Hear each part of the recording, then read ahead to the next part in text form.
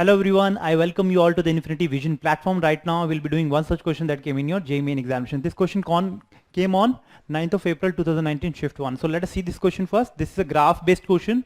A ball is thrown vertically up along z-axis. मतलब suppose करो यहाँ से बॉल आपने ऊपर थ्रो किया है, ये ऊपर z-axis के along है ना? तो ऊपर आपका this is your z-axis, positive z-axis. Okay, यहीं से आपने थ्रो किया गया है, ठीक है. From the ground, the correct momentum and height diagram is, momentum क्या होता है भाई? Momentum is product of mass into velocity, है ना? So जो डायरेक्शन वेलोसिटी की होगी वही डायरेक्शन मोमेंटम की होगी, ठीक है. अगर मान लो वेलोसिटी अभी ऊपर जा रहा है पॉजिटिव जेड एक्सिस के अलोंग, तो यहां पे भी इसका मोमेंटम पॉजिटिव होगा.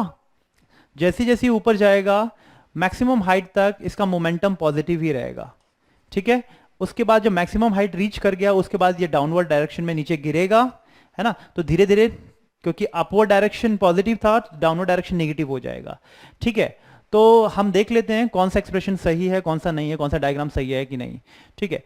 ओके, सो एक दो चीज आप देखते समझ सकते हो कि ये दो ग्राफ ही पॉसिबिलिटी बन रही है. क्यों? क्योंकि जब उसका हाइट 0 पे था तो उसका मोमेंटम मैक्सिमम था.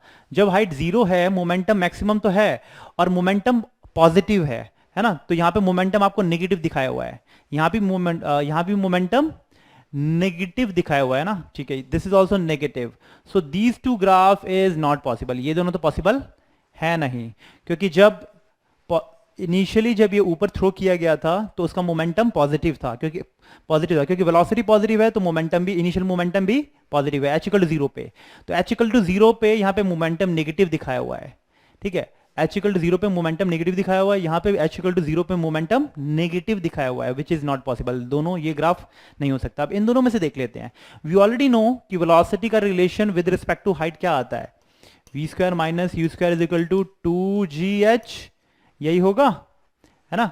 v² - u² = 2gh. Because it is moving upward तो g को आप माइनस ले सकते हो, ठीक है. This is a relationship and velocity and height का रिलेशनशिप पैराबोलिक होगा, है ना. वेलोसिटी एंड हाइट का रिलेशनशिप पैराबोलिक होगा. इसको अगर फर्दर मल्टीप्लाई कर दो आप m² से तो m × v² आ जाएगा माइनस m × u का whole square minus 2m² g × h. So this is the momentum, final momentum का whole square minus initial moment जो एट सर्टेन वेलोसिटी या सर्टेन वेलोसिटी पे उसका मोमेंटम ये है. तो let it be final, let this be initial momentum का whole square is equal to minus 2m² × g × h. इन दोनों से रिलेशनशिप से देख से पता चल रहा है हाइट एंड मोमेंटम का ग्राफ पैराबोलिक होगा. तो इन दोनों में से ये तो है नहीं, सिर्फ पैराबोलिक ये ग्राफ है. So this would be our correct option. I hope ये चीज क्लियर होगा कैसे एलिमिनेट करना है आपको समझ में आ गया होगा. Thank you.